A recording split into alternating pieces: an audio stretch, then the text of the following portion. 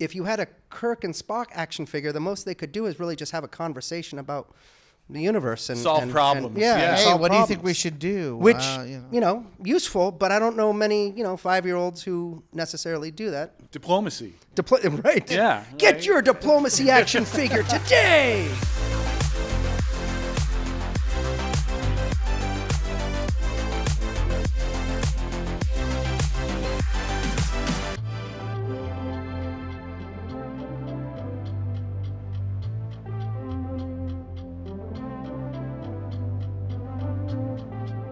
Welcome back to the Den of Geek studio. I'm Mike Cicchini, and I am joined with the heads of Roddenberry Entertainment, Mr. Eugene Roddenberry, the CEO of Roddenberry Entertainment, and Mr. Trevor Roth, the COO of Roddenberry Entertainment. And fans may be familiar with the name Roddenberry, of course, as the spearhead from which all things Star Trek originally sprang. But you folks have a lot more going on than just Trek these days, don't you? Trek is a mainstay for us. We love it. We adore it. We feel it is always necessary for the world. And we are spreading our wings into the larger science fiction and genre entertainment as well. So we're very excited to be taking what we've learned from Star Trek and starting to bring it out to other properties that we should hopefully be able to introduce someday soon. And it is important to know sort of where we came from in a way. I mean, my mother and father, and mostly my mother, it started as a merchandising company when Star Trek, the original series, came out. And they were selling bumper stickers and coffee mugs and hats and those sorts of things that had clever Star Trek phrases on them or pictures of Spock or whatever the case is. But it was just merchandising. But my parents both learned early on that it was important to have this connection with the audience. And so, sure, back then Star Trek wasn't successful like it is today. So sure, it was made to make money, in any way you can. Studios, everyone does it today. As that grew, the connection to the fans, the quality of the show, the stories, and the interaction between both my parents and the fans grew stronger and stronger. And I think, I don't want to speak for everyone, but many of us have heard the story about how when Star Trek was canceled or was going to be canceled many times in the 60s, late 60s, that it was the fans and the writing campaigns and the love for the series that brought it back. So, I mean, that is sort of the focal point, at least where we started. And I know we're going to talk about like merchandising, maybe collectibles later on, but I will say strong credit to Majel and Gene, who way before Star Wars, we all know that Star Wars was like the start of like merchandising being seen as something valuable. Way before Star Wars, almost a decade before it, Gene and Majel were like, hey, let's make some merchandise from this thing. So I give them big props for that. It was all crap, but but back then, and I don't mean that in too much of a disparaging way, but I mean bumper stickers back then. I remember having some because I thought they were cool. If you got them wet, they ran.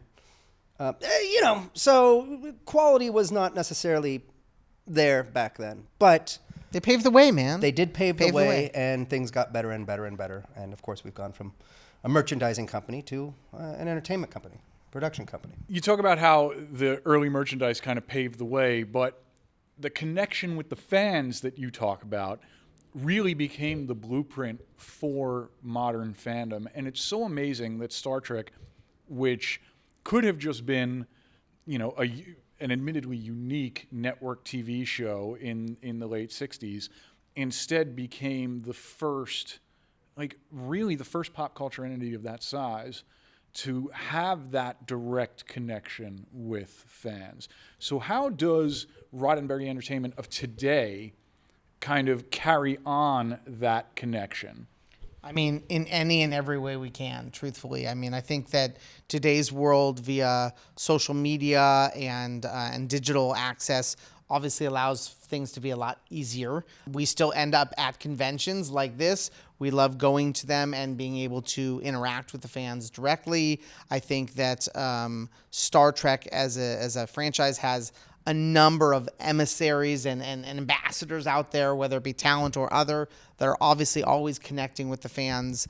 And we just revere them, truthfully, as something that is beyond important to us and to the franchise because, as Rod said, during certain periods of time, they're what kept it alive. And I think it all started way back when from Gene and Major Rod's parents who really saw that value in fans and did talk to them directly and even, went to lecture in places, early on in his career about Star Trek, which Gene did a lot throughout the country, because that connection with fans at that level is really important to us. And my father would actually correspond with the fans. I mean, again, 60s, 70s, as Star Trek went into syndication, that people loved the show, and there would be young, intelligent kids asking, well, how does the Enterprise fly, and what is a dilithium crystal, and the geek stuff that we all love doing, regardless of whatever show we're watching. We love calling our friends and kind of geeking out about it. Fans would submit these letters to my father, and he would write back to them, many of them, tons of them. And so, as you were just saying, there was a real connection.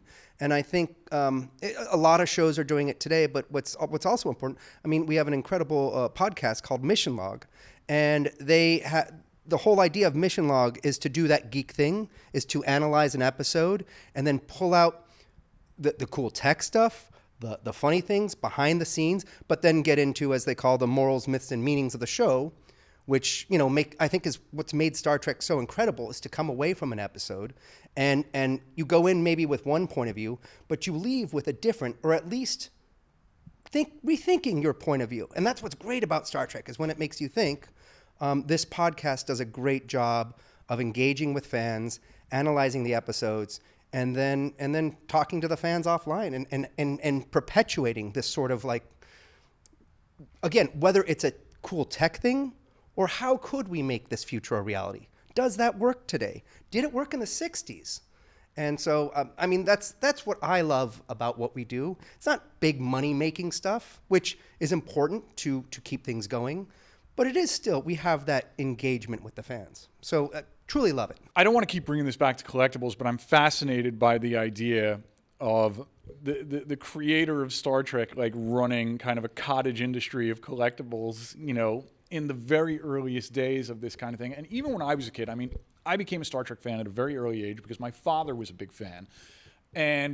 But it was the early 80s, and so Star Wars figures were everywhere, and I was always like, where are the Star Trek toys? And, like, I would have to get them at things like garage sales or whatever, because, the license was spread across different things, and not every movie had a toy line, and it just, I couldn't understand how something that had that much of a pop culture footprint didn't have an expansive range of merchandise the way other things I loved at that time did. And, of course, I realized it's like, because all the cool stuff was made in the 70s or whatever. And then, of course, that changed over time. Like, when Next Generation came around, I feel like that really changed everything as far as merchandising goes. But do either of you have any particular favorites, whether it was books or comics or old Mego figures or things that always stuck out to you as things that you felt brought you closer into this world? When it comes to Star Trek, the things that excite me are those things that, like, I can use to be in the Star Trek world. So as opposed to, like, an action figure for me, I much prefer, a little Picard computer or some kind of communicator that I can literally use to actually pretend I'm in Star Trek. The iPad? I'm Yeah, sorry. the iPad. Sorry, the pad? The pad. Sorry. The pad, yes. That's a Star Trek product. I think there are many. I think I have one my wife is calling me right now on, and yeah. So, but no, I mean, for me, it's the promise of that world and being able to live within it, as opposed to playing Star Wars, which I also did, but, like, it affects me on a different level. Yeah, I just want to jump in and say Star Trek toys were boring. It's not that they themselves were boring, but Star Wars, I grew up loving Star Wars, and an action figure, a starship, an X-Wing Falcon, whatever, Millennium Falcon, X-Wing, you can have a space battle, and you can have your characters have a lightsaber fight and play. If you had a Kirk and Spock action figure, the most they could do is really just have a conversation about the universe and solve problems. Yeah. Hey, what do you think we should do? Which useful, but I don't know many 5-year-olds who necessarily do that. Diplomacy.